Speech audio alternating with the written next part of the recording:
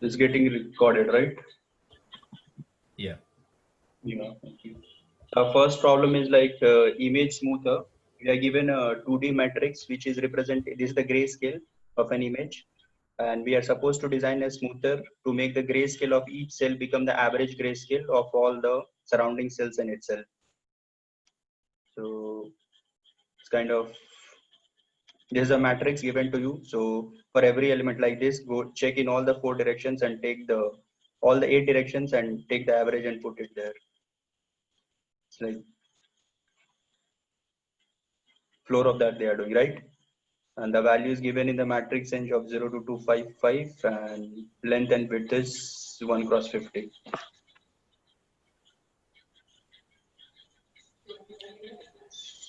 So the So value can be anything. That is what it says. It can be from 0 to 255. It's not only 0 and 1, right? Okay, yeah. yeah. I think we have encountered this problem earlier also, right? I'm not sure. Yeah, maybe, yeah. Looks like, yeah. Yeah. Length of width of the given matrix is in the range from 1 to 150. 150. Yeah, okay. So it looks very straightforward implementation, right? So Yeah. if we take any cell, okay, you look for all its neighbors, along with its value, right? Okay. And then you try to find an average, right? Yeah, exactly. Same. Okay. And average should be a integer division. So Yeah. that is what will decide your flooring issue, right? It will take care of that. I think Yeah. so. Yeah, I think, yeah. But only the challenge will be if it is either it's the boundaries, if the cell is lying on the border, then we'll have to do some different calculations. But either of it should be pretty straightforward. Correct? Yeah, corner cases we have to take, like we can't take when we, I mean, those 4 corner elements or extreme row and column elements, boundary ones. Yeah. Right. And but if I think I would do like the brute force way or whatever the way which comes to my mind as it's like go through each and every cell. So you have two loops, one for each row and one for each column, Okay. and then keep on finding the neighbors for that particular cell. So it's like I'm visiting each cell. It's so the time complexity will be of O of rows into columns. Columns. Yeah. Yeah, and also visiting all the neighbors, maybe 8. So that might be constant, right? So it will be O of rows into columns. I mean, yeah. Yeah. You You want to share code? you just visit next neighbors, not 8. Yeah, next neighbor, Uh, for this and diagonals also, right? Yeah, for this one you visit these neighbors. So for this one it will be 8. For this one it will be 8. Yeah, for For center one. this, yeah. For this, the first one, you will have 1, 2, 3, 3 neighbors. Okay. oh, Boundary other. you meant to say in the cell in at the location 0, 0, right? Yeah. 0, 0. It will be still 5. Oh, sorry, 4, 4, Yeah, 4. 4. Yeah. Yeah. Go ahead. Yeah, so that will be the only the corner cases, means which whenever the cell is lying on the border, so it will be 4, or if it is a corner, it will be 4, and if it is on the top side, mm, border of a row and column, it will be at least 6, right? Yeah, Mhm. and if it is a center, it will be 8. Yeah. No, 9. I think they have included the element also. But no. Oh yeah, right. Yeah. It should be 9. Correct. Yeah. Yeah, my bad there. Yeah.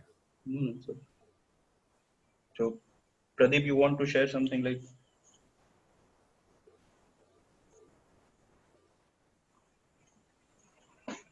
Or anyone want to share the code? I can share, no problem. Yeah. Mine is not so much efficient, but yeah, I'll share it. You can share it. Okay.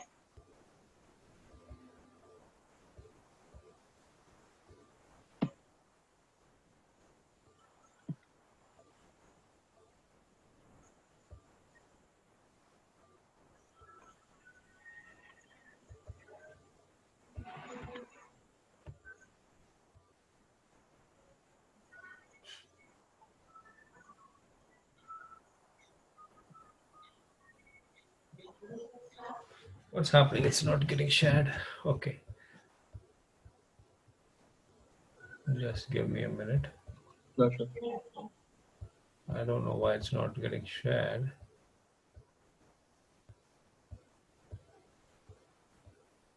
Is it visible? No. Yeah. Yeah. Is half it? Okay, yeah. Now it's Okay. So this is the way it is. I'm just taking these rows and columns and everything, and then I come in these two while loops. Sorry, two for loops. Okay, and then this is a count. I'm just counting how many number of cells I'm going to take part in this averaging, and this will be some values for each and every sum of the neighbors, and just traveling when I iterating from -1 to 1 and -1 to 1. So I could capture all of these neighbors, right? And then just add them over here, and I'm actually storing that back in another matrix. array. Yeah, 2D array. And this is an integer sum, so it will take care of that if it is a floating, and then return. So I'm using actually two for loops here, and then the two for loops for the neighbors, right? Okay. So yeah, so it might be not that efficient. There might be other better ways of doing it, but to start with, I think this is okay, right? Yeah. I think you're less than that. Like what? Which one? No, I'm like this is for checking all the 8 directions, right? 14 to Yeah. 7. So from 14 to 17, these two for loops, they will So I take think care of all the 8. there what you can use like a direction array you can create of 8 1001 like we used to do in DFS now. Right. Like Mm-hmm. That's the same thing, I guess. Yeah, it's the same thing. Yeah. It won't make much difference, right? Yeah. Hmm. He's doing with loops, and there we are directly putting the numbers. Right. Yeah. Yeah, it is slightly similar. Yeah, that's true. So this will be constant only, right? 14 to 17.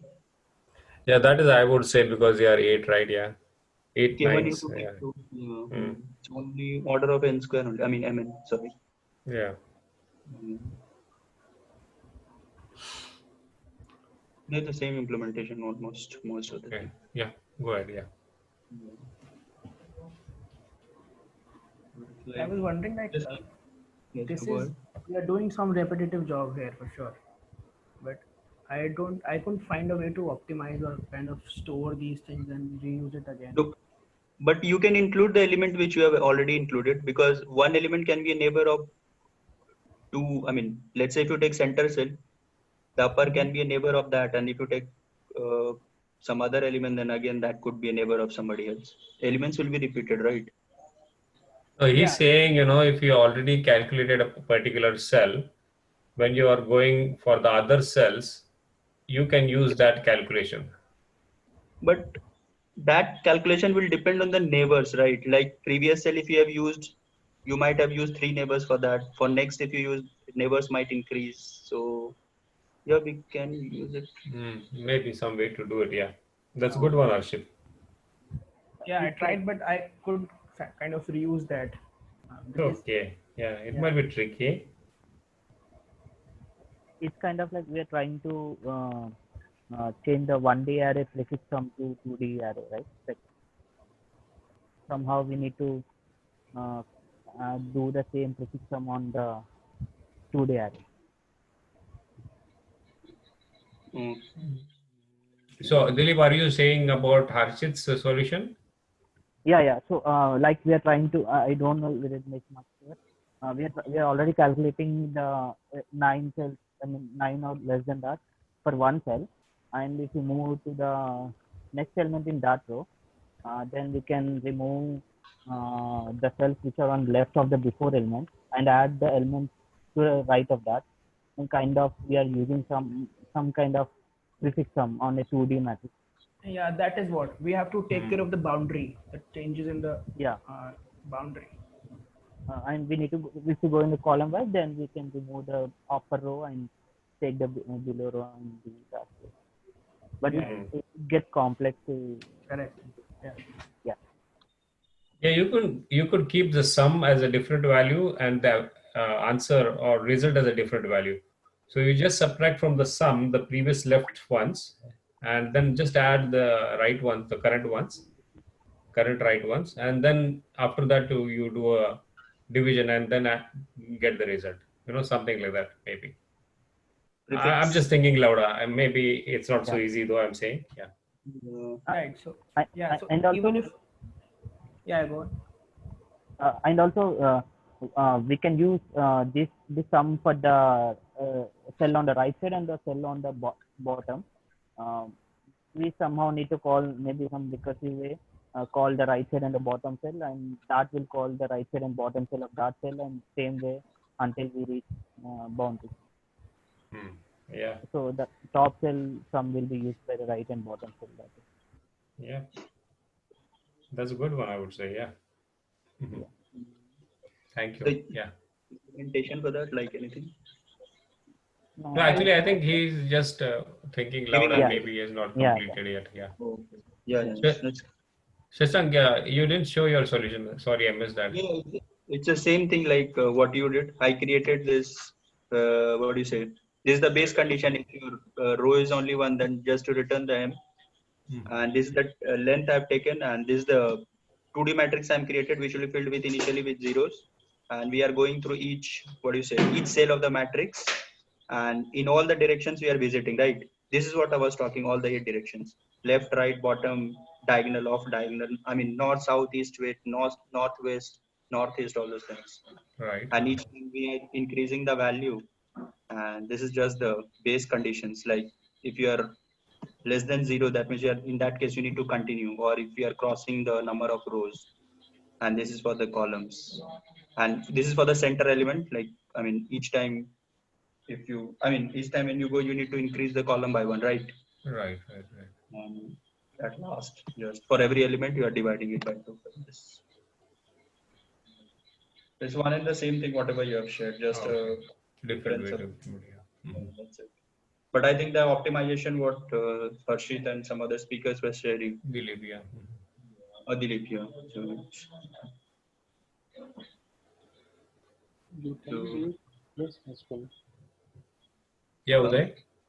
You can do it in place. Here they have given that values are in the range of 0 to 255 itself. okay. So you can, you are given an integer array, so you can reuse that array itself. You mean to say the input array? Yeah. But again, there won't be a problem. Like, let's say once you modify the value and again that value becomes a neighbor of other one, then how will you take care of that? So the 255 means it's just a 1 byte. So you can you can use some bit magic kind of thing. So basically in integer there are 4 bytes, right? So you can keep in second byte or third byte or fourth byte. The value will always be in the first byte itself. And since the value is always average, the resultant value after the addition and the division will always be less than 255 less than or equal to 255 as well. So it will be in a byte itself.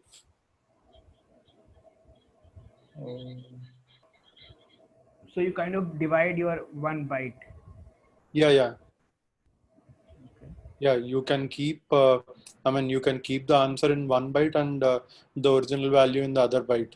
So after adding all these, you can revert to the answer. Hmm. Okay. It's a good What one. would be the data type of that? Int only. You can reuse that array. I was trying to say that. So you're saying that whenever you're storing this V by C year value, you should actually store it in the byte before whatever Yeah, was in that cell, right? Yeah, one byte before that. Yeah. yeah, So you take the integer and then just have a pointer to the previous bit, previous byte. Sorry. Yeah, yeah, and then just We can or make it. a mask. We can maintain a mask Hmm. for accessing our answer for a pre-computed cell. mask or whatever. Like 1 times 8, that would be. Yeah, that's a beautiful one way to do it. If they actually say, you don't Yes. have to use extra output array. Yeah. Good. Yeah. Thanks. Yeah. Thank you. Yeah. Do you have any code, something like that, or anything like? I mean, just I didn't have that. no. Yeah. But yeah. So next is like ugly number 3 again, and we are supposed to find the nth ugly number. And so this is the number which is ugly numbers are positive, which would be divisible by your ABC, the A, B, and C, and these are the ugly numbers generated, out of which you have to find the third one, which is 4 in this case. Sorry, yeah, 1, 2, 3, 4. The 4 in this case, and same goes for all. Constraint is like the result will be in the range of 1 into 2 raised to what 10, 2 into 10 raised to 9, right? Yeah. So what would be the brute force in this case? Yeah. Brute force would be like if we are given, we say the nth ugly number, right? Okay. So what we could do is, take each and every A, B, C, whatever they say in this case, the input prime factors, right? Okay. So take those. I'm sorry, I'm getting the wrong sound. Yeah, okay. So take these ones, the ugly number positive integers, and multiply, or maybe like if we take A as 2, and if we have n is equal to 3, so you form 2 plus, then it will be 3, right? Yeah, 2 plus 3 plus 1 will be 4, something like that, right? Hello. And yeah. Can you repeat the question once? Actually, we have, it has to be, this number has to be divisible by all these given numbers, right? A, B, and C. No, or any of them. Any of them. Okay. Yeah. Right, it should be divisible by any of them. So if it is like n is equal to 3, then A into 1 into A into 2, A into 3, right? So something like that. And then put that in maybe a priority queue, and then take B. Same thing you do for 1, 2, 3, like B into 1 into B into 2 into B into 3, right? Same you take for C into 1 into C into 2 into C into 3, right? And if you put that in a priority queue and you just take the top n number, if it is a min heap, right? If you take the top n number, it will be the value. Yeah. Along Sort with of that, brute force. yeah. Along with that, we can maintain a hash map just to keep the repetitive numbers out of that. Okay, yeah, we'll have to take care of that too. Yeah, right. Sorry, I missed that. Right. Mm-hmm. If you put it in a priority queue, then there would be some cases that there's some pair in the priority queue. It like you have to throw it away because it's smaller than the current value, right? Because if you are at this value, but the pair in the priority queue, it's still smaller than that, then you have to throw it away. So we'll pop that out, no? Add a new one in. Yeah, but that will be an optimized version. I was just thinking of like using a brute force way of doing it. So Leon, are you Right. saying that you maintain a So very small length of priority queue, right? Yeah. So I only put it in when when I know that the product is greater than the current value. Okay. Okay, yeah, that would be an optimized version to do it. Yeah, no problem. Thank you. Hey, Nandini, you had something to say. Sorry, I just. yeah, no problem. Actually, so you will be multiplying each and every time the numbers, like you said, one, right?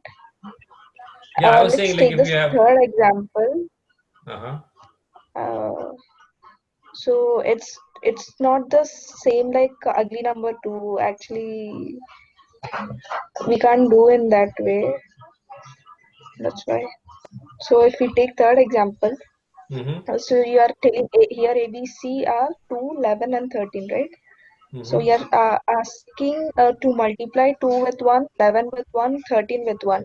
So of them we will be picking up the minimum element that will be our first ugly number, right? Right. Mm-hmm. Yeah, it's Yeah, divisible to all three. I mean, divisible to any of these. Okay, can we quickly write it on a whiteboard? We'll check whether it will work or not. So No. I it think would. what Nandini is telling is Uh-huh. the numbers. I mean, the ABC. Uh, for the next number, it won't be. If the proper number is x, it won't be Yeah, x. It will be something. What has been the it dividend? Yeah. So if the proper yeah, number, exactly. it won't be 4 into 2, 4 into 11, 4 into 13. It will be something of, you need to take the dividend, Greater. yeah, 4 by 2, something like that, and you increment that divisor and multiply it again by 2, 11, and 13. So what Oh, so you'll Nandini have to take was all of them. Okay. Uh-huh. so what Nandini was saying, Yeah, I think that or it's not and actually. Uh, I mean, what she is telling is, if ugly number two is, it has to be A, B, C only. The resultant numbers from the two will be divided by A, B, C only. But here it's an OR. Yeah. So in this case, if you see, we have ugly numbers 2, and then next 4, and then next Okay. 6. So if we multiply with any of these numbers, we won't be getting 6 in our set. So brute force can't be the way, I guess, write the what product you have first. told. Okay. Yeah, yeah. So yes, how would be the brute force be then in that case? Brute so force Nandini, will be that would like, we have to, yeah. So I think this can yeah, work. So what you do is you initialize 3 pointers, each of them with 1. Now out of 2, 11 and 13, you find the minimum to be 2. Now what you do is you yeah, increment that pointer, I2. So that would be 2. Next time you insert 2 into 2, 4. yeah, 4 will come. Okay. And the next number, what do you say? So we have 4, 11 and 13, right? So this time also 4 would come. Yeah, So now also we increment yes, that 4 will I2 pointer. So next time we put 2 into 3, 6. Okay, you're telling to increment the this I2 value Right. each and every time. Yeah. So in ugly number 2, we used to multiply by the ugly number we have already found, Yes. right? So this time Yeah, yeah. Yes. we can kind of maintain this, the table, table of 2, that sort of thing. Yeah, Okay. then it works out. And Yeah. So one I more put it. brute force method which we can do is, I mean, it will give TLE, but we can pick all the numbers like 2, 3, 4, 5, and each and every time we will be multiplying with all these numbers and picking the one with minimum and So you yeah, are one. saying like every time multiply if it is Picking first, the one with, multiply 2, 11, 13 all together first, and just pick the minimum yeah, out of all that. yeah, But we still have to look at yeah, what very is in naive there. solution. Yeah.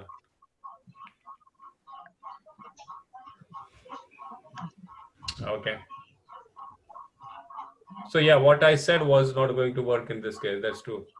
It might not even work Yeah, in the previous ugly number 2 also. Yeah, you'll have to always take it this way, Harshit also said, right? You take three different pointers, yeah, I2, I11, I13, and then you keep on incrementing them. Okay, Yeah. but you increment only when you are actually picking the minimum. number. The minimum lies in any Yeah, of them.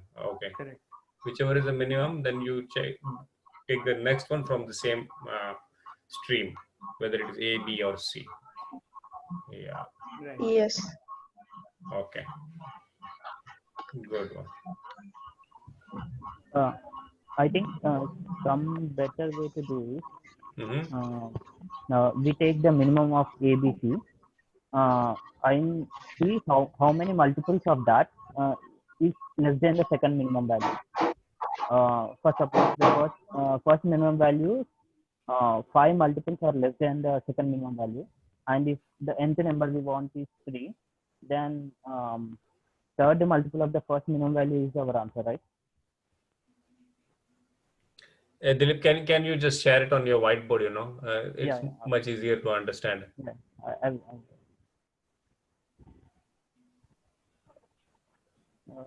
can you send the input? Yeah, I can see it. Yeah. From n equal to 5. Okay. I just want to take 3. You're taking the first example. Okay. Mm-hmm.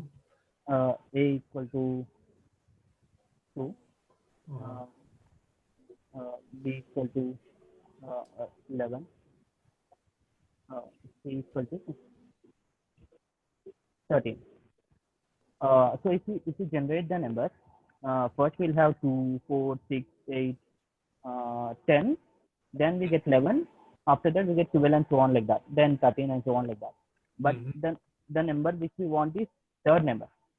To see, this is the first minimum value. This is the second one. So first I will try to find how many multiples of this first minimum value is less than this second minimum value.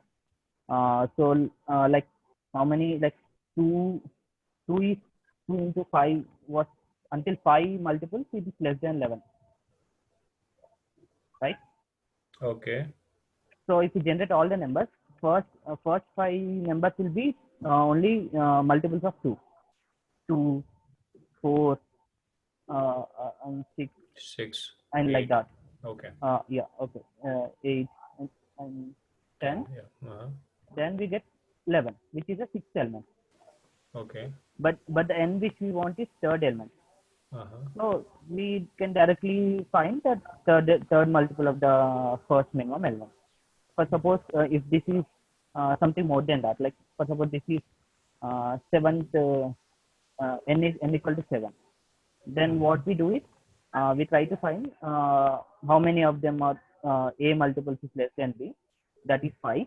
So our value of n won't be in the first multiple, first 5 multiples of this a. Right. So then we need to see how many multiples of now the new value of this would be 12, right? Like 6 until we get 6. Okay. So what we want is we want the seventh number. Yeah, right. So until 6 multiples we are less than this, but the number which we want is 11. So that would be 12 is the answer. Yeah, I was just thinking. I just got this thought right now. Yeah, 12th will be the 7th answer. That is true. Right. But it will get more complex because, when we have to maintain, if we go for further numbers, so it might be easier to, what you say, Yeah.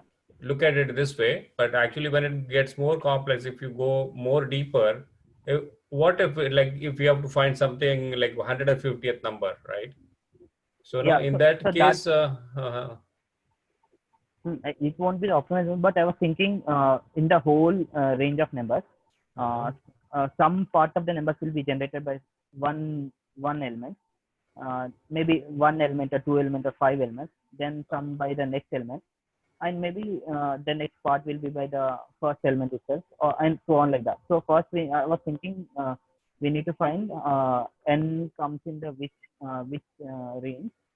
Then okay. we can directly say which element is that. Yeah, but Okay. I don't know how to Yeah, exactly do that. right. Yeah, and you'll also have to compare C and A. Yeah, Yeah. so I will take the minimum and second minimum and try to see until I reach the second minimum. I see how much the first minimum contributes to the range. Then I update that and go and try to find the first minimum in the new updated value, and second minimum, and try to find how much that contributes to the next part of the range, and so on like that. Yeah. Right. So next B will be contributed for maybe one digit. Then A will be contributed for one digit, and then C will be contributed for one digit, and so on like that. And A will be contributed for some range of numbers, then B, and then C, and so on like that, right? Yeah. So complexity wise, this looks good, but the code would be a bit complicated, I believe. Yeah. I got in. Yeah, no, good. Thank you. Yeah. Thank you. So the other way, what I was thinking,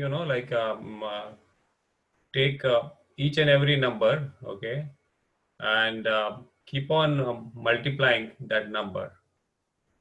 And so if start with IA, IB, IC, something like that, and set that values to 1, 1, 1, and in each and every step, multiply by IA with A, and check if it is, put that somewhere in a set also to check if there are no duplicates, and if there are no duplicates, then put in a priority queue. Okay, so like a min heap, and do it for each and every element, like A, B, C every time.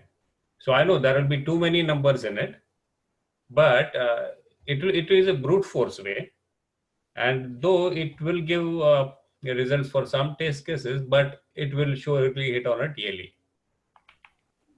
But so this won't be an optimized way of doing it. Why TLE? Yeah. I'm sorry. I mean, in ugly number 2, 3. I mean, we have other versions of ugly number, right? Like this is 3. Give TLE because I believe the complexity would be n log n. Yeah, it should be n log n. So I don't think, but for larger numbers, I coded this way only. So it is not taking, I mean, my code for larger numbers, because in the test cases, there are some long values also. Right. Yeah. What if instead of start from the small number 1, 2, 3 something, right? Can we find a number very close to the target and start from there? Yeah, that would be a very optimized way of doing it. That's true. I think we'll have to do it that way. That is the only way we can do, I think. We still do the priority queue, but then we start from somewhere closer to the target, then the runtime will be smaller, right? So, but then how do we come to know the target? So that is the question, right? So how do we actually evaluate? Because there will be different combinations of A, B, C, which will take us to the target. So we don't exactly know how it is going to be, because in some test cases, like if you take the example 4, that A is 2, but B is a huge number and C is also a very huge number. So like let take the example, make it easier, that A is a prime number, B is a prime number, and C is a prime number, right? Mm-hmm. And try to come up with because when there's a prime number, there's no multiple of that, right? But one thing, this is not a prime number here. I know, but we can do the last restriction to find a pattern. right? If it's a prime number, then we can calculate like what is the value that closer to the target. Yeah, maybe possible. So That how will might you be find of the number closer to target? Like you'd be comparing, right?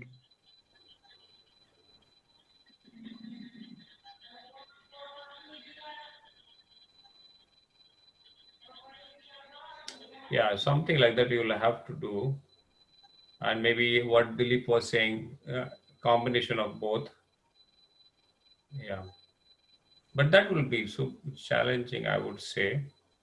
You know, Optimism, yeah. right? So yeah, actually, so I did that the earlier way I was explaining it, hit on a TLE, because when I went for the test case 4, it wasn't working. You know, so actually, this is not a conventional way of solving the problem, right? The way we are looking for ugly number 2 and all that. So it's not that way we could actually we could, but we'll hit on a TLE. So Here we will the, have to look for some different way of implementing it. Correct? yeah, Right. here the range Yeah, is yeah, 10 yeah. power 9.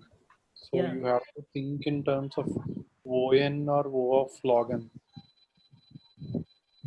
ON or O of log n. Correct. Yeah. So that is the only way we can do. But O of n Wait, log n can would you also work. can you say that again? Why? How do we know that have to be ON or O of log n? So generally in a normal machine, you generally have 10 power 9, some multiple of 10 power 9 into operations per second. So here that is in the range of 10 power 9. And so you will be just given a second or 2 seconds, something like that. You will not be given a minute or something like that. So if n is in the range of 10 power 9, so it gives you an approximation saying that if the time complexity is n, it will run in the it can run only in O of n. So if it is in 10 power 5 or something, you can run in n square or n log n, something like that. If it is 10 power 7, it is n log n, something like that. So if it's 10 to the power 9, then n log n would also work, right? No. So 10 power 9 operations per second generally. It's a rough guess. Yeah, so that is how it is. Yeah, 10 to the power 9 operations per second. Yeah. So which means you can run only in O of n or O of log n. Yes. So if we do the priority queue way, wouldn't that be big O of n? Could we pick one number at a time and we have n number? No, right? Priority Pushing and queue popping is is n the log n. No, but there's how many number in the priority queue? At most might be only 3, right? No, right? But it is log n operation for a priority queue. But what he's saying is go to that nth number. You'll have to do n into n log n, right? So it will be n log n, and that is also not acceptable, right? No, but what is the size of the priority queue? I say that most of the time only 3. But it will be at least n. You'll have to have at least the priority queue size as n at least, because you have to find the number of nth number of. No, why? You don't need to put everything in there, right? Every time you put only 3 in there, you take one out and you put the next one in. So the max size of the priority queue mostly only 3. No, so okay, if you look at the. Yeah, Santosh, go ahead. No, go ahead. Sorry. So every time we are increasing the size by 2, right? And we are going till n. So that turns out to be 2n. So these are the number of elements that would be there in the queue once we are done with our computation. And each number takes log n. You can think, Leon, you can think in terms of this way. It's like a BFS, right? So every element is having 3 elements, not 3, say, an ugly number, you can say ugly number 2 or something like that. You can have 3 branches. So it will be, the first level will be 3, the next level will be 9. yeah, something 9, then would be into 3, 27, 27. something like that. It's not Yeah, always. but that not the but you know that not a optimal way to do it, right? Because we know at most we only need to select 1 out of 3, right? Let's say No, it's not okay, like so what they explained. We're not adding 3 elements every time. We are adding just 1 element. yes, but you take 1 element out at a time. Yeah, so initially initially you have 3, right? In there, yes. right? Yeah. And you take 1 out, you add Right. 1 back. Right. That means every time you take 1 out, you add 1 back. So, no? No, that is fine. But if you look at the example 4, so what is your priority queue size going to be? That's 3. You guys have A, B, C. So No, you have like then, 2. how You have can 2, you? 1, right?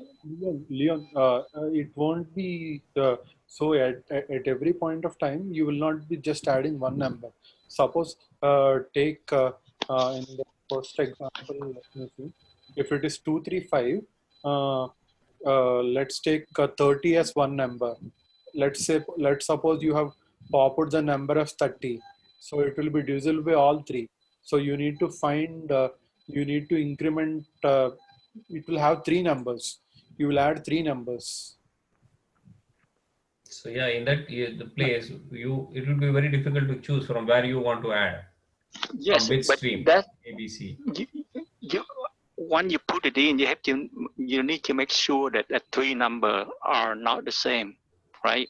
Are distinct, and these 3 numbers have to be greater than the current value that you have. I'm not sure. But Otherwise, you're going to put the duplicate one in there. That being wasteful. Yeah, but I don't think so. It's so easy because you see, whenever what I consider, whenever I use a priority queue, and if I have to find the first minimum nth or maximum nth number, so I always have that n numbers always in that priority queue.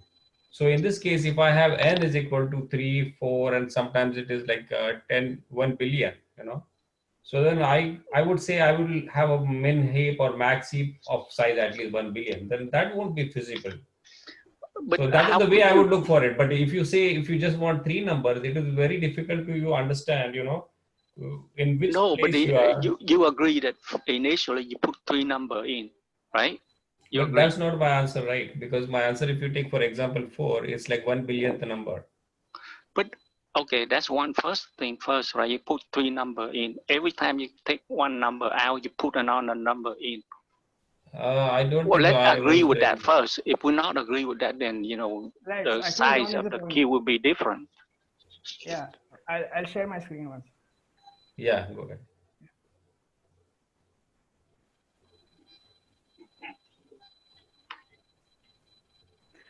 So this is my code. I am doing like what Santosh explained. I'm using. So is my screen visible? Yeah. Okay. So I'm making a priority queue, min heap, and I'm initializing 3 pointers, pushing these 3 elements first, and then mapping them in a unordered map. So next I go in this loop till my count turns out to be n, and I'm checking that if the pop number is a into ia, then I increment this, and if the next number of that A series is not in the map, I push it again, and then I map also. So this is how it goes for each of these A, B, and C, and I keep on incrementing count. So now I printed this size of PQ, and this is the example I was running. So number is this. So the size comes out to be 3 only. Because what Leon is saying that at every step we are popping once and pushing once. Yeah, that's what I'm saying. Line number 27 we are 28 we are popping. And Yeah. Okay. 33, 41, and 49 we are pushing. Yeah. Okay. So but what will happen in this case also? The value will be n log of 3, correct? Right. at least. Okay, so Right. so whatever is more than n Yes. and any multiples of n is not actually okay. That is what actually Uday was also saying. So it has at least to be n O of n or lesser than O of n. Yeah. So, but I think Because that's a if constant you run pattern. this way, you will hit a TLE. This is the example, the fourth example. Correct.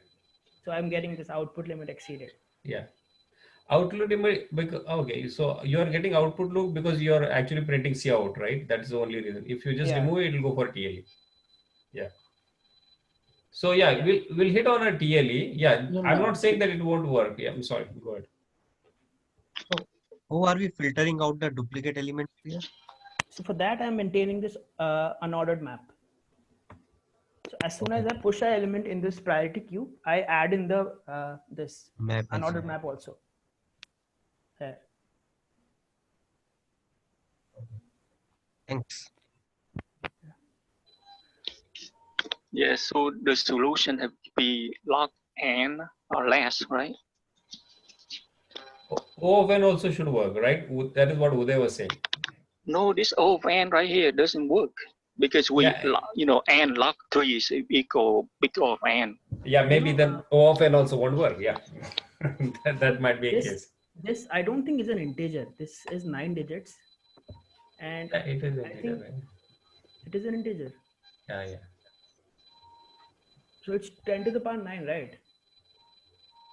Yeah. So that should be fine. 10 raised to 9 is okay. 20 million, right? Yeah. Slightly more than that, actually, it doesn't like in C++ as integer. Yeah, so I don't understand because they give the type as int and then they have test cases like these. Yeah, but it is in that limit. Int, yeah. N is slightly more. Right. Yeah. So you're maintaining map for duplicate elements? Yeah. So if I encounter a number which is already in the queue, I don't push it in the queue. Yeah, so we are taking space also, right? Yeah, we are taking space. Actually, you don't need to maintain that map. Let's say if you have that current value you have, and whenever you push in, you just need to make sure that whenever you push in, the product have to be greater than the current value, right? No, but they can. And there will be no duplicate, or no value less than the current one. For duplicates, actually, you would need to look for somewhere, I would say. Yeah. Harshit, you got TLE for other tests, or this one is the one which failed? No, so when I submitted, I got this thing only. Otherwise, if I run actually, on you get this error when you're trying to print too much of data into the console. So can you try to remove that print statements and try to run that? No, even if I run that test case here, I'm getting TLE. So I'll do it. Okay. Then also. No, actually, what if the size is always 3? Ideally, it should have executed. I mean, generally, you won't be given a 1 millisecond or something like that. You will be given 2, sometimes 3, some 5. It's in the. I mean, if the size. I mean, if we are if the queue size, if the priority queue size is within the limits of 3, we will always. I mean, ideally, it should pass. I mean, at least in the border range. Yeah. I was trying to say that. Right. I mean, because the log 3 would be something like 1.3, 1.5, like that itself. So even if you are given 2 milliseconds, ideally it should pass. But here, if you take if you go to the first test case, you have 2, 3, 5. So if the element, I mean, if you have popped the element as 30, you will be adding 3 elements. So at that time, you will not have queue size as you will not always have maintained the queue size as 3. It will become more than that. Yeah, but in this case, he is actually maintaining that Q3. Okay. No. You see that for 3 if conditions. If the element is 30, he will add 3 elements, I guess.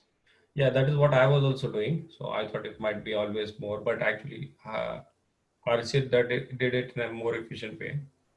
So if it's 30 and if it's already been added, then I'm not adding, no. Yeah. No. I was trying to say like this. So if the pop.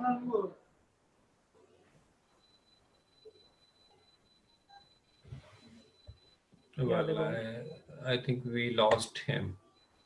So here also size is coming out to be 2. Yeah. So yeah, you are doing it more efficient, so you don't have that issue. But yeah. Sorry. Yeah, Uday, go ahead. Yeah. So if the popped element is 30, what will you add to the queue? How many elements will you add to the queue? So if the popped element is 30, so I check. So it's a multiple of 2, right? So I come in this I loop. Sorry, line number 30. Multiple of 2, 3, and 5.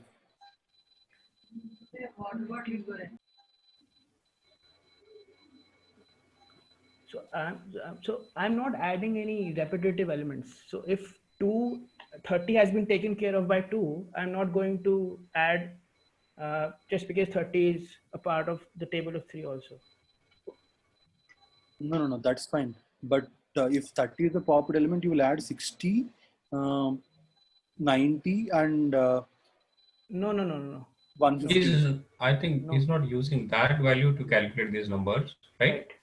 Right. So this every time he's just adding the numbers one by one. Yeah. So okay. So I've initialized 3 pointers as this way. So basically, it's like merging 3 sorted list. I've initialized 3 pointers like this. So I keep on incrementing I, A, IB, and IC. So for example, in case of 2, 3, 5, my first element would be 2, right? So it's equal to A into IA because IA is equal to 1. So now I increment IA and then I push 4. And then I mark 4 as seen. So I think what Uday is saying is the early number 2 implementation, what Nandini was also saying. No. If you see this one, 30 is 2 into 15, right? So you will add 2 into 16. So that will be 32. And 3 into 10. So you will add 33. And 5 into 6 is 30. So you will add 35 again. I mean, still.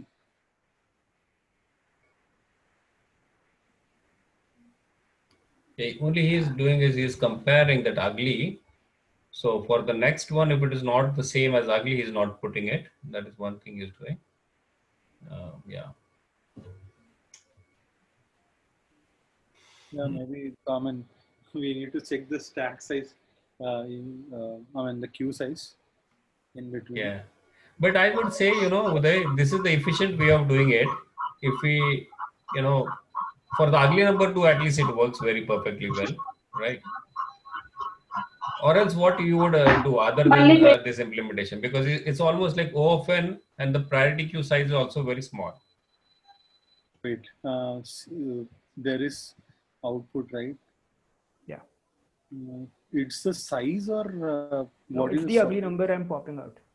Okay. Size is 2 and rest. Size always 2 or 2 or 3 is maintaining that size.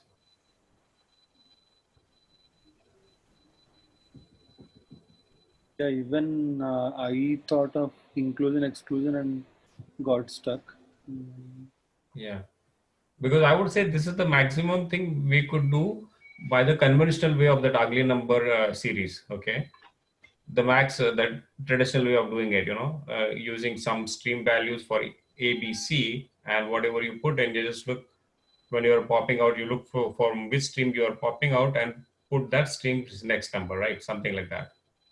Okay, so that is the max we can do. Other than that, with the way the problem statement or maybe whatever the test cases are, for that we have to do in a different way.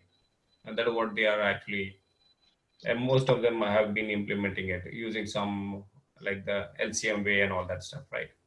Yeah, GCDLs. Right. I think it maybe the overhead is the priority queue. let's say right now we have only 3 number, right? Maybe we just compare them directly. Don't use priority queue. Maybe the runtime would be smaller. Yeah, that is what it tends to actually say. They are using something like a binary search, and then they're trying to find that number, find some middle number, and then find how much would be the cost of getting to that mid number. If it is less on or greater, then you actually do the binary search way of shifting the left and right pointers, and then you get that value, right? Yeah. Yeah, that is a really interesting way of doing it, but it's not intuitive at all, so Right. It's more mathematical. yeah, complete mathematically, yes. It looks very good when you're done with that and you actually look at the theory and what they say, how the intersections are, how we have to take care of it. But yeah, now it will be like, if we know it, we'll know it, right? We can actually go and talk over there. But if someone would have not known, then this optimized version will be very difficult to come up with. I think Max, what you have done, Archie, that is also a great way of doing it. I would just come to that solution. And that's also difficult. It's not so easy way of doing it. Yeah, so complexity, as we have discussed, is n. It's log n. It's n only, right? Log n is It's constant. often, yeah. Yeah, it's often. Right. And if you look for that priority queue, it's just a constant log of constant. So it's again 0, 1 almost, right? Yeah. There's nothing to worry about that. So I also forcefully thought it's the priority queue space is n only, but yeah, it's constant. yeah, you're printing it. So for the largest one also, it's just showing 3. Yeah. And I was thinking the same way what Uday was thinking, it will always be increasing. But the way you implemented it much better. In my case, it was increasing. Then it was fine. Yeah. So just implement the GCD way, right, Uday? Yeah. Yeah. Anyone has an implementation of that? Can we quickly go through that? Shashank or anyone? I couldn't. I mean, last part I couldn't understand. They are using set formula something. I can show the implementation, but. But let's see if someone has implemented and wants to share. Okay. So you haven't implemented, right? No, I haven't. I just checked from the discussion and what I tried to get something, but only I couldn't get it. Yeah. Okay, no problem. So if anyone doesn't want to share, then you can go ahead. Somebody wants to explain. I think Hakim was saying something. No, still it will be 1E9 if the queue is okay. Oh, he is also tending to that. Hey, Hakim, do you want to? Oh, is he in the chat? No. Oh, he's there. He had something in the chat. Yeah. Okay, go ahead then.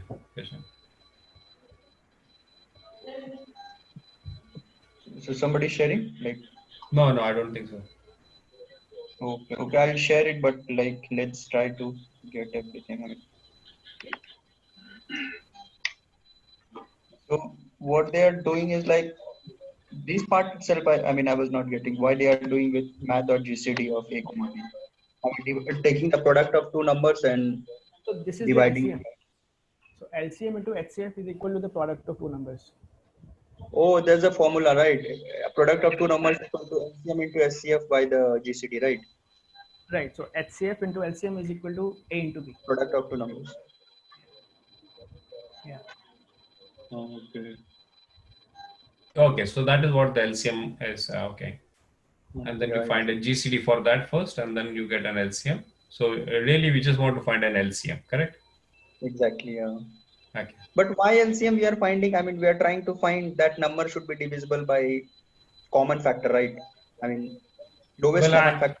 Well, actually, the way someone explained in the chat, is if you draw three circles, so A, B, C, and intersect each of them, so then you come to know wherever you are intersecting, that part you'll be counting twice. because they are overlapping in A as well as in B, correct? Yeah. So you need to remove one of them. So the best way to remove one of them is actually take the LCM of those two, A and B, and remove one of that intersection value. So you will just have the exact value and not overlaps twice. We have formula also like A union B union C is like A plus B plus C minus intersecting. I mean, two sets Yeah. are intersecting. Subtract that again, two sets. That is what they are trying to do. Yeah. So that is exactly the way it says. Yeah. Yeah, but how LCM like? I mean, how it does it give the intuition for LCM like doing that part here? No, I no, thought no. directly we are.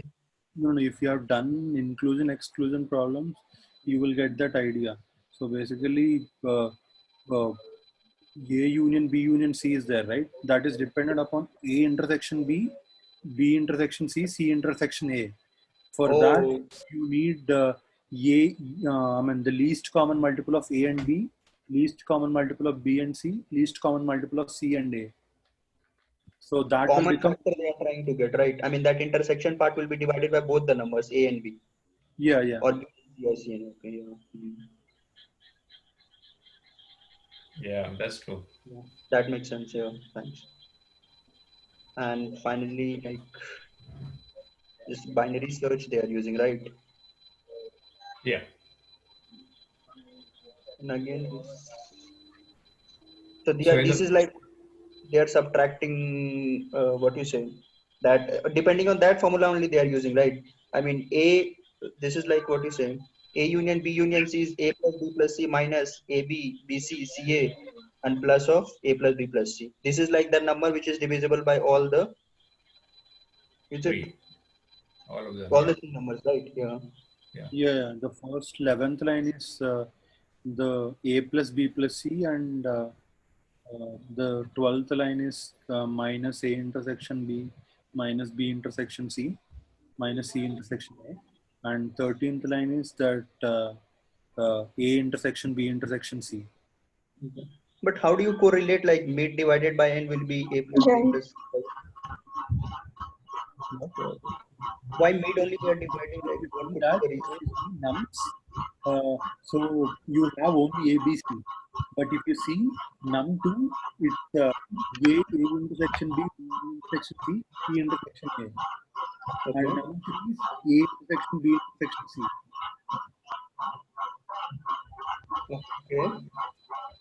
So basically, they are trying to get the rank from these numbers. So if it is the number, Sorry, Uday, could you repeat that mid part? okay. So basically, they are trying. They are starting between low and high, and mid is the actual number. Mhm. They are trying to get the rank for the mid.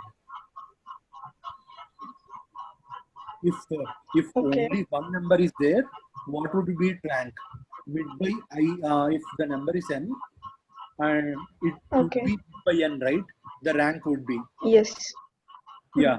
But if you have two numbers, it would be mid by n plus mid by, suppose if the two numbers are A and B, mid by A plus mid by B minus mid by LCM of AB. So because there will be common multiples, you need to remove, right? Yeah. Yeah. If you Got draw the Venn diagram, you will get to understand. Yeah. Yeah, we should actually draw that, Okay. Yeah. That will be much easier to get.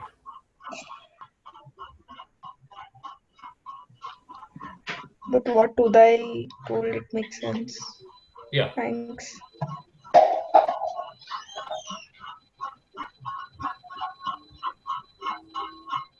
So numbers are like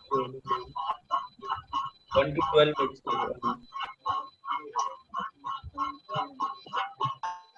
like this is 1. How to do? I mean, okay. So 1, 2. So Uday, you want to draw 3, 4, 5, 6, right? So these two numbers are divisible by 2. Is that the way should we draw, or? No. I was actually talking about the Venn diagram. So if you Oh, draw yeah, Venn diagram. This Yeah.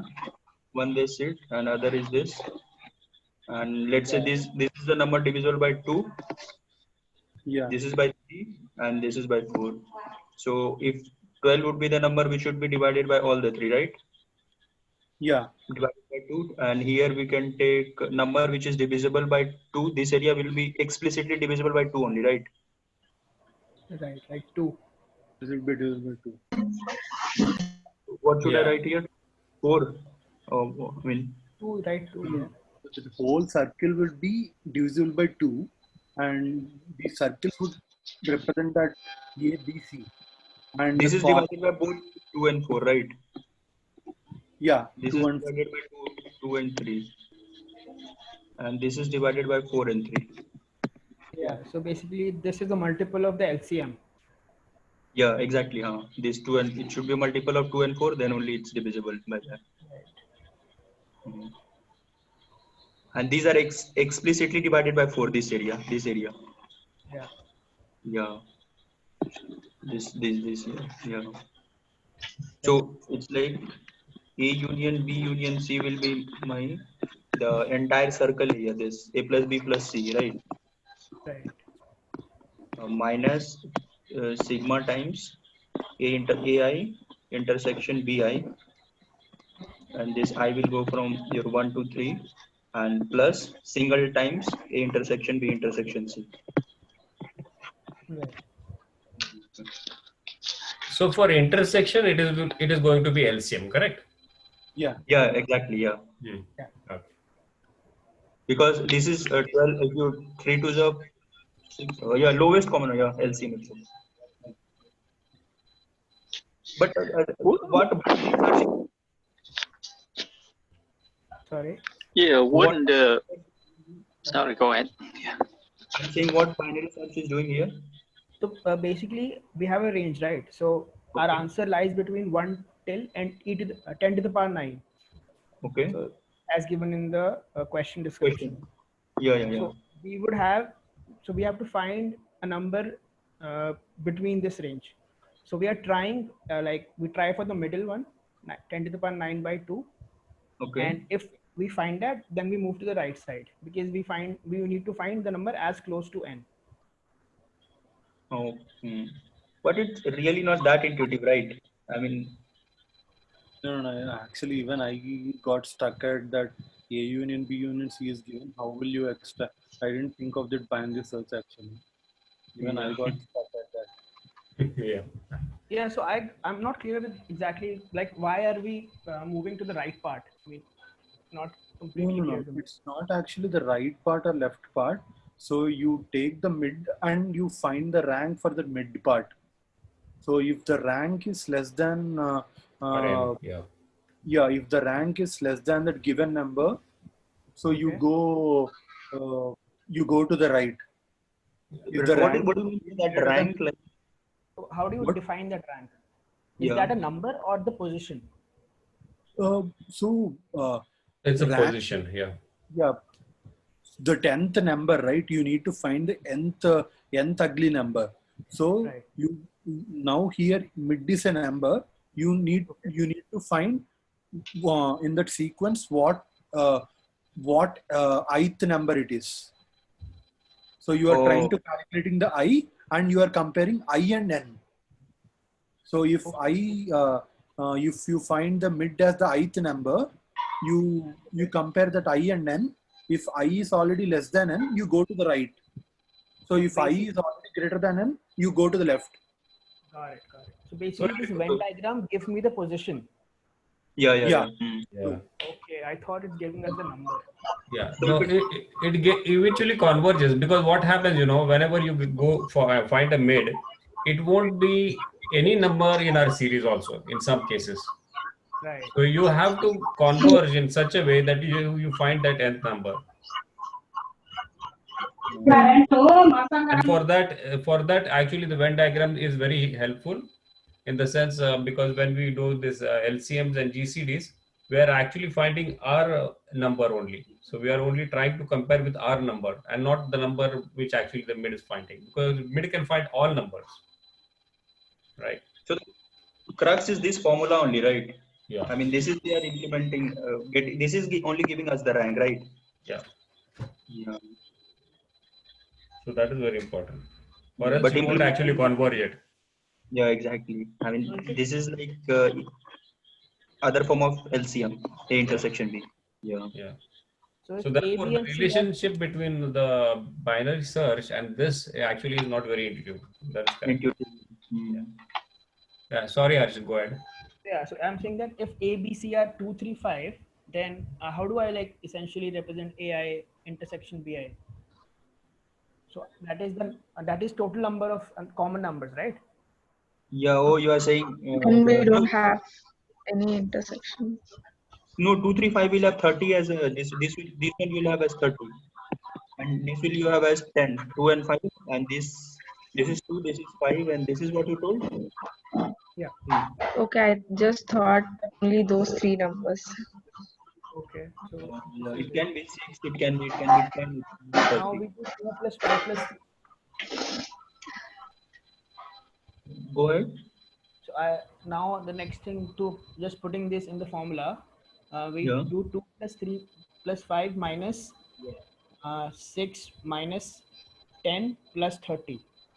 No, you have to put n of like we do like this, a number of intersection elements, not the exact number we picked. So if let's take it as a single number, two numbers, and three numbers. So if if if you are given the task of finding nth number that is divisible by 2, how will you do it? It will be just the 10 into 2, right? So if you are given two numbers, A and B, and you need to find the nth number, how will you do it? You keep on multiplying. Yeah. So we cannot say that it would be 10 into A, right? Because there would be some numbers contributed by B also. Yeah, that is what. So you can actually, I mean, someone was saying you can start near the target, right? So here also you can start at that number, 10 into A and 10 into B, something near that, and you can go whichever is the maximum and find the rank of that number using that A union B. Okay. And then iterate left or right. Oh, so you are saying that take that as a right value. Okay, the maximum one. Okay. Yeah. But again, it's not that intuitive until and unless we have seen this, I think.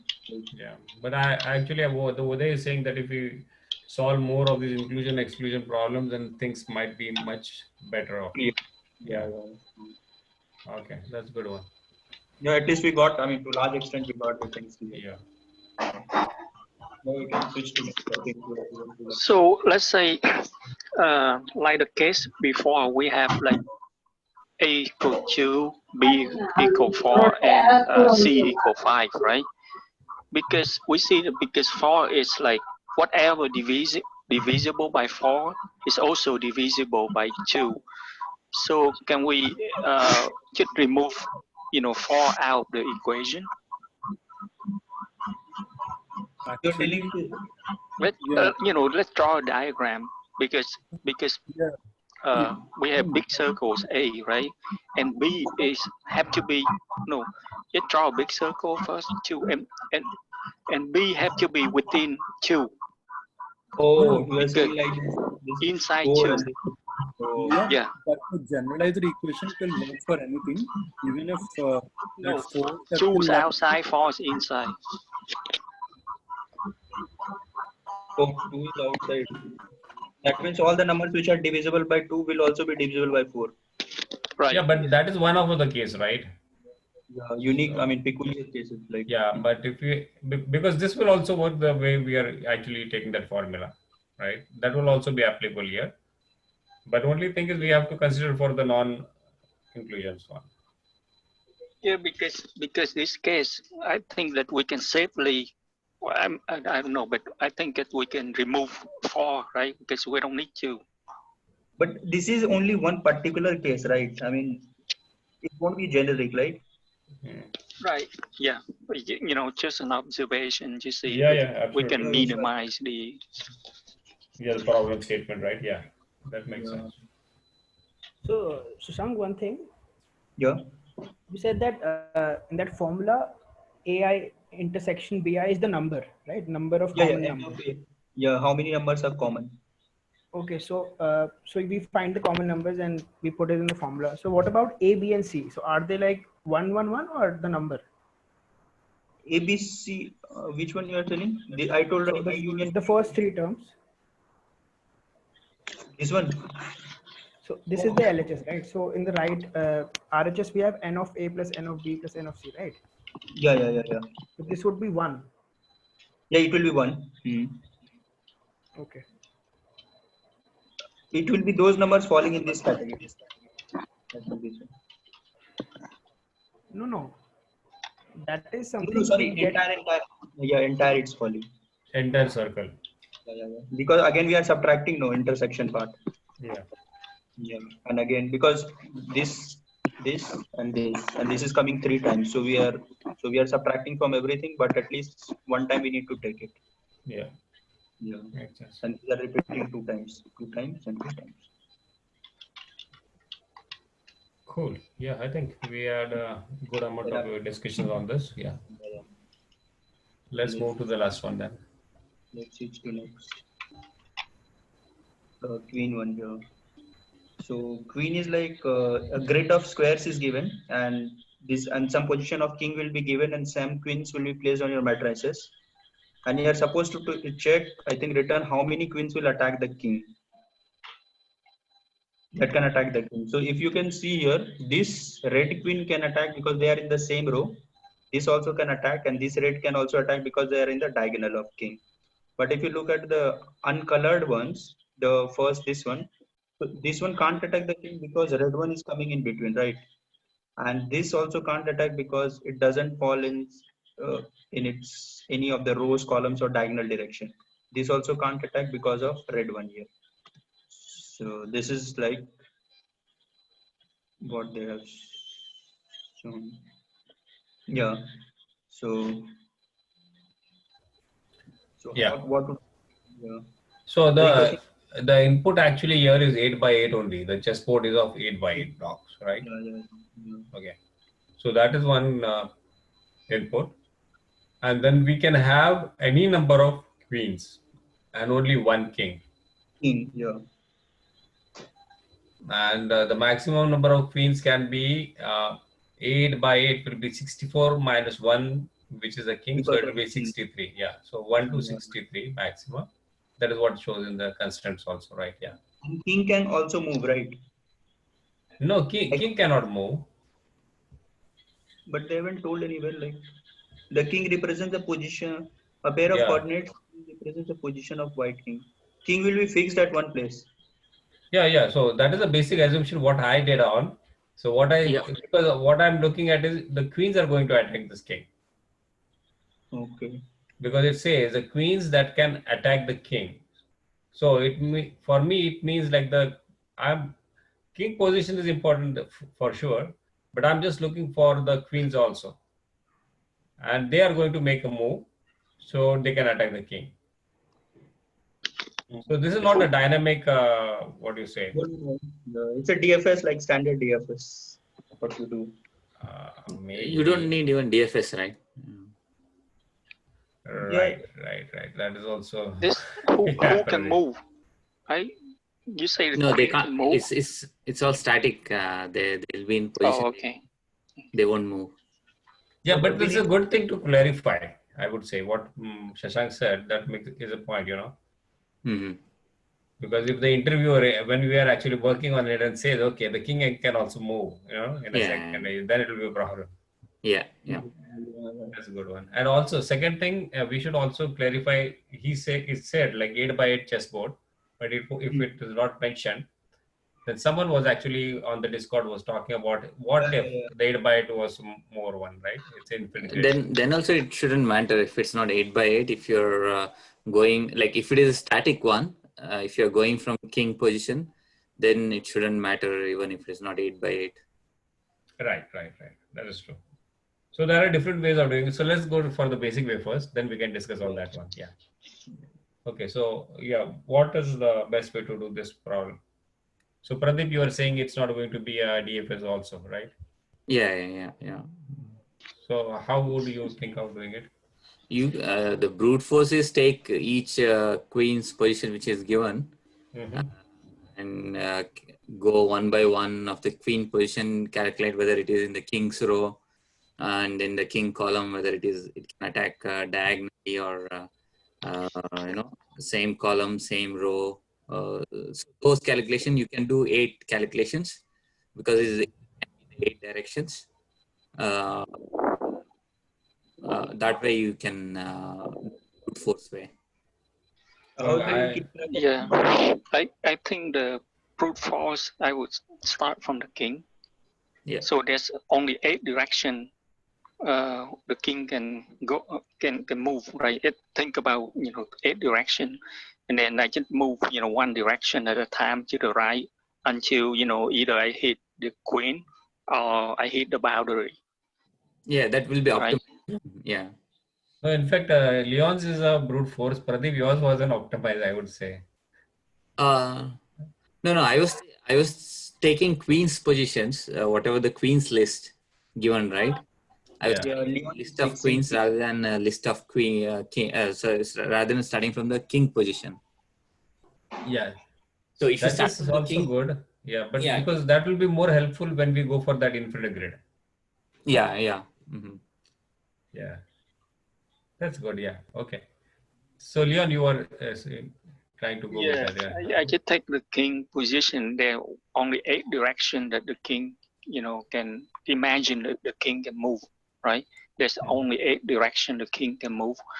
If it move, in that direction and that hit the queen, then we, record it and put in the result. Then we move to the next direction, which go, one by one. But then, there's only 8 direction and the boundary is only 8 by 8, right? So yeah. Okay. Yeah, so this will work exactly, and it will pass also our test case of least code, right? Yeah. Mm-hmm. This is what we do in DFS also, like we check all the possible direction. I mean, problems like this, matrix problems, right? Or am I? Yeah, we can do in DFS way, but I look at it as very simple. The way it is, Leon was explaining, right? You just move each direction till you hit either a queen or you hit a border case. Border. Yeah, so yeah, it with will the be an DF, effective way. I think with the DFS we cannot guarantee there's gonna be a straight line, right? It could be no zigzag and then go back there. So we may eventually find it, but it's not a straight line. Oh, right. In that case, yeah. Okay. I got your point. You can apply binary search as well. So if you are arranging the queens in the rows and the column, and I mean, you have that n queens problem, right? There you have +1 and -1 slopes. So basically, you can arrange the queens in either the row or the column fashion. I mean, so in the each row or column, you actually check how many. I mean, after arranging queens in the rows or the column fashion, you can check which queens it is lying in between. Do a binary search in that coordinate, something like that. I didn't get that very clearly. So no. Actually, I was saying you can store the queens in a row or a column fashion. So every queens that are in a particular column stays in a particular list. Okay, so you're saying like something like a bucketize them. Okay. Yeah, bucketize them according to column and row, and even for the diagonal one, you can actually keep it as a +1 or -1. Okay. +1 slope and -1 slope. So these are in sorted way, right? So you can actually do a binary search. I'm thinking so to check which position it is lying. and if it is lying in between two queens, so only the two queens can attack in that particular column or the diagonal. But if you are actually bucketizing them and they are already sorted, so you know which is the least element, right? So you can just compare that element with the king's position element, and then you can find out. So you don't have to do binary search there, right? Yeah. All the queens are given, right? So it may not be column or row sorted or diagonal sorted, right? Oh, okay. You are considering all of them. Okay. But then when you're going to do binary search, which position are you going to consider the king's position also, and then how? So I am searching on that particular list. I will search for that king's position, where it should have been. King's position was always. Okay. Is that like a lower bound? Like, let's say if we on the horizontal, I mean the row, then to look for the first queen on the right, we just do lower bound, right? For that binary, because it already sorted. Yeah. And So, then but for what Uday is saying that if you are able to find the king slot in that particular bucket, so you can take both the adjacent values of that queens, because they both are valid then in that case. Oh, if queen falls between the middle of both queens, right? I mean, yeah, if a king falls between the middle of two queens, then you pick up both the queens. So in upper bound and lower bound, you only take one position, right? But again, let's say king is surrounded by two queens on left and two queens on right. So in that case, the value will be 2 only, right? Although 4 queens are there. No, whichever is the closer, because king will fall in a position between two queens, right? Yeah. So the one to the left and right, just pick both of them. Immediate left, right. Right. So we might arrive at a solution very quickly. Yeah. Right, Uday, that is what you were trying to say, correct? Yeah, I'm not sure about whether we are able to arrive at it quickly or something. Binary search approach. I mean, yes, that's a good one too. The problem was the binary search itself. Okay. But because yeah, only even when in you are go ahead, sorry. Yeah, even in that case, we need to create we need to traverse and create an array of queen position, right? Yeah, it will be O of n itself, because you still, without seeing all the queens, you cannot say how many will be get attacked, right? Yeah. You need to see all the queens positions. So it will be. But let's say we have like only one king, and let's say we have like, in some other case, let's say infinite, right, dimension, then it cannot work, right? Because we cannot go all the way to get the queen. Infinite way, if it is infinite, you are trying to say the chessboard is infinite, right? Yeah. So, but in that case, what is saying, you bucketize the queens, okay, in a row and column fashion. So when you bucketize them in each and every bucket, you make them sorted for the other dimension, right? If you are collecting. The DF, if it's an infinite board, the DFS might or might not work, right? You are saying that, Leon? No, I'm saying for the binary search, we have to create and we have to extract the queen to an array, right? Yeah, you need to create an array. Yeah. So in case of like if the infinite row, the number of rows is very big, then it's not efficient, right? Because we have to traverse all the row size to compute to generate the queen. No, you are generating the arrays only for the rows where queen is existing. And that is an input. Oh yeah, right. But how will you solve the diagonal problem with binary search, like the third red queen? So if you see that coordinates x, y, x plus 1, y plus 1. So one of the coordinate will be increasing. I mean, if you see plus 1, x, y, if you see that left plus 1 diagonal, slope with plus 1 diagonal, the x and y will be increasing. But if you see the other diagonal, either y or x, one will be increasing, one will be decreasing. You can actually check on either of them.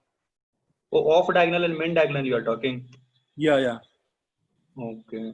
So he's saying, take the king's coordinates, okay, and go through each and every queen's coordinate. So whenever you find if the king coordinate and queen coordinate, if you take a difference of both of them, okay, x and y, if both of them are same, if you make an absolute value, okay, if both of them are same, it means it is in one of the diagonal positions. So then you just remove the diagonal absolute value and see which one is negative and which one is positive. So if one of them is negative, one of them is positive, you put to that anti-crossing, and if they both are positive and negative, you put to the other one. So only you create 2 buckets out of that, right? So that might be easier way of doing it. Yeah, but there will be some complexity. It's like slope concept. Sorry. Slope concept. Right. Lying on the same line. Right. Oh, it's some standard. Then you will create 8 buckets, right? Then you will create 8 hash maps or 8 buckets. I would say only 1, 2, 3, 4, right? No, even diagonal one, like you will have other diagonals, 4 diagonals and 4 left, right, up, down. No. I mean, the rows for the queen position and the 2 diagonals. Okay. I mean, the diagonal for the K, the diagonal through which the queen is passing through. You don't need the other diagonals. Okay. And similarly, you can actually do it for the K. You can only do it for the column and the row the king is lying in. You can only do that as well. You're talking for this diagonal, right? This one, this main diagonal, and one this like off diagonal, right? Yeah. Yeah. We don't have king in center, but yeah, that is one. No, and whichever is, I'm sorry. No, nothing. Go on. And wherever the queen is not in position of K, as Uday was saying, you just ignore it. Okay. The concern I have is like if we have to, go through all the queens to find which one is on the diagonal, that would be, time consuming, right? No, actually, see, go to every queen. Like if you are in this queen, correct? Okay. Yeah, but then potentially we can have like a lot of queen. Right. Yeah. Maybe we have about 1, you 2, can 3 take more. example 3. You can go down. You can take example 3. Yeah. In that case, I think the brute force would be faster. Yeah, but if it is an infinite grid, brute force won't even work, right? Right, because you don't know the end of the border. It's in infinite. So you'll have to find some solution, and that might be, okay, in this case, if you say you have this one, right? And then you have this guy, right? Correct. Oh, sorry. Yeah. And then we have this one and this one only. So these are only our candidates, right? So what we can do is always, in this case, for these one, you take this queen, the king, you just find the difference between both of them. Then you go to the next queen, okay? Just find the difference between this king and queen. Same thing you do for this queen, and this queen, and then you put them in a bucket. So you call this one bucket of diag one, something like that. And this is that anti-diag one, right? So you do the same for all these queens along with the king, and then you bucketize them. Similarly, you do for the rows also, okay? And then you do for the columns. You take all of them, and what is saying when you take all of them in these 4 ones, 1, 2, this is 1, okay, this is second one, this is our third row, and this is our fourth column. So you'll have just 4 buckets. And so then I was not understanding how do we sort them inside that each bucket. But if we have them, and if we actually even can look for the king with each and every closest position of the queen, we can say, okay, this is the closest position of this queen and that one. Then you can actually include this queen and this queen in our answer. The same thing you do for this one. Yeah, but if you have 4-1, right, then you have 2 queens positions, right? How do you find out, like for example, the row 4, the fourth one you written number 4, you have 2 queens. Mm-hmm. Yeah, so what he was trying to say is you actually sort all of this bucket, right? Sort this bucket, and then you do a binary search and place the king in between in that position. So when you place in that position, then you take whatever is to the closest left and right, those 2 values, and that will be your result. Yeah, I did similar one, but I used 8 dictionaries. Can I add? Yeah. Can I add one more thing? Sure. So basically, the number of maximum queens that can attack a king would be 8, right? Yeah. Yeah. Absolutely. So I was thinking you can actually maintain 8 variables. One would be the row. One would be the row left bound, row right bound, column left bound, column. Each would be the. So you actually maintain the values for 8 variables. If you take the row left bound, row outbound. So let's consider it as like this. So you are given an array, and you need to find the number which is the least greater than this number, and let me. Yeah, so actually I've done that same way. I did that same way. I've taken 8 hash maps, one for No, 8 hash maps you don't need to take. I was trying to get at that point. So you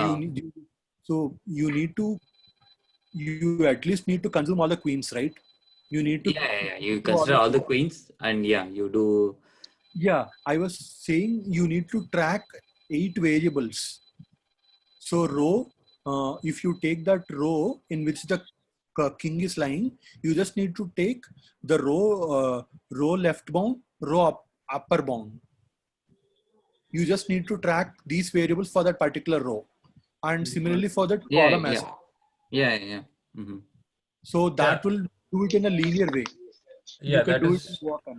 Okay, so you are saying that you don't do a binary search in that case, correct?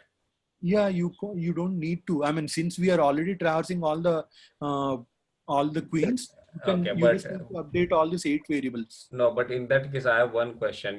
So in your row side, so you have 1 queen at least on the right, okay, but you don't have any queen on the left, and if it's an infinite, you don't know the border. No. You will only go through the queens.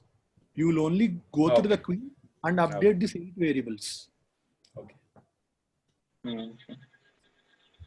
Yeah, because you can go through the queens by looking at X and Y values. Yeah, that makes sense. Yeah, good idea. Yeah, it's beautiful. Awesome. Yeah, actually, I think Pradeep, Uday, did you code it? No. I just got this idea after that binary search.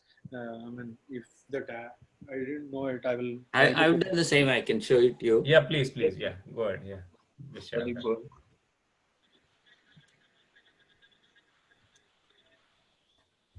You can see my screen, right? Yeah.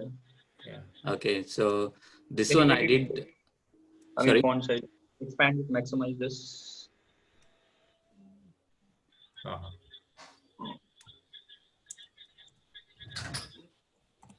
Yeah, that's good. Okay, so I commented out because I found a better solution. So I commented out the first solution. So similar what he's saying, but I have kept in a hash map, like upper, lower, right. Sorry, upper, left, row, right. And 4 diagonals.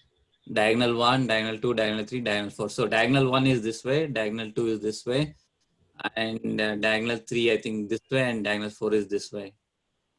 Okay. So, did you get what I said? Yeah, that's fine. Yeah. Okay, so this is diagonal 1, diagonal 2, diagonal 3, and diagonal 4. This is upper, left, right, and down. So then I go through clear, close. So I go through each queen position. So take those queen row, queen column, and then compare with the king's row, king column. So this is calculation you have to do for. So then I go back, like for example, for this king position, right? If the king, queen row and king row are same, if the row are same, so the king column and queen column, if the queen column is less than king column, right? So I go backwards like this. Okay. Yeah. Yeah. You choose the direction. Yeah. Yeah. So then, yeah. So this one you need to do a bit of calculation for. So it's tedious. Yeah. So why then, why do you need to have a for loop there? because I just go back, in this. Because he wants to find out if that is in the Yeah, in this direction, if I going left, I'll find out whether I have a.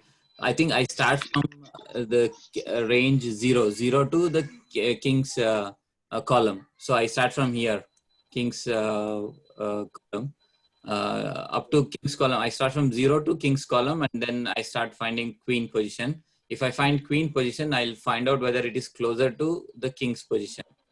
So whichever the closer one, I'll just add into the. Yeah. Okay. So you're selecting. Isn't that kind of brute force? Yeah, this is a brute force. Yeah, you take queen position and. Yeah. But that is what we discussed, right? It's going to be this way approach only for if it's the grid is infinite. No, the other approach was like we track it.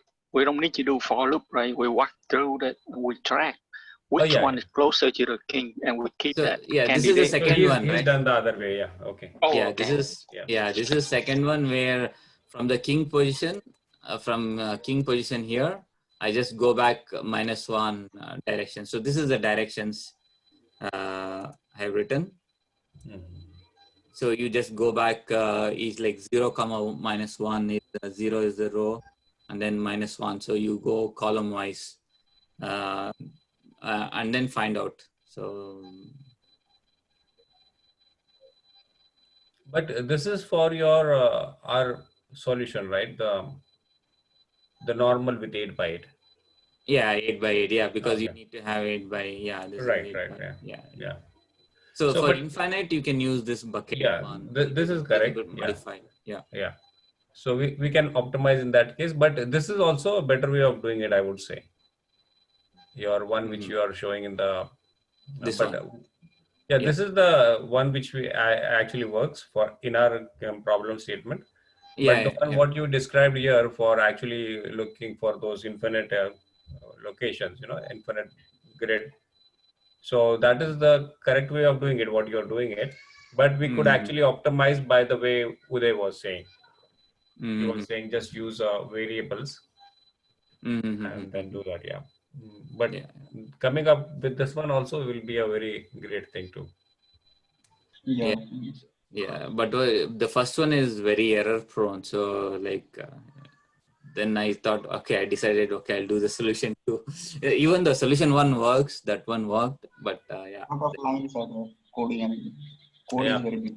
In fact, your solution 2, actually I implemented for each and every direction, a for loop, separate one. Okay. I did explicitly for each and every, because I didn't want to make any mistakes, something there, So, but this is more concise, I would say. Yeah. Yeah, great. Have anyone implement Uday solution? No. Uday only should be implementing that. He's not there. I think he left. I will. Oh yeah, he is. Easy. So sorry, Uday. He said he'll implement and paste in Discord. No problem. Yeah, sure. Yeah, can you share the code when you're done, Uday? Sure, I will share it on the slide. Okay. Yes, Satsang, your code. Yeah, it's like similar. I mean, what Pradeep was just mentioning. So, yeah, it's like we are going through all the possible 8 directions, and I'm passing the king's position in this, what you say, DFS function. It will it will go to this DFS and take row, column, and R0 and arrow like for the next ones. And just it is checking as long as you are fulfilling the boundary conditions. And here again, I'm keeping a set which will take care of the positions whether I have already seen or not. If it is already present, then just return from there. Else, just proceed for the next row and next column. Otherwise, if you don't find anything, return none in that case. So here the DF is only the function name. It's not actually DFS, correct? No, actually, it's not DFS. Like here, exactly. Oh, okay. I mean, no recursion is there. Like, Right, but I mean, it's similar to like not can't we say similar, but most of the grid problems we use DFS. So Yeah, I started with that only, but yeah. then I actually went through it. I said, okay, that might not be required also. And then what It is Pradeep similar. explained, similar thing. So Pradeep is not using just this one, like whether he has already seen or not. I think it's optimized it, right? Yeah, it Yeah, is not required right now. So if you look at that way. So once you find the first one, you just go to the next direction, find the next one, next direction. Yeah. Good. Yeah. So anyone wants to share anything? I mean, yesterday we discussed with the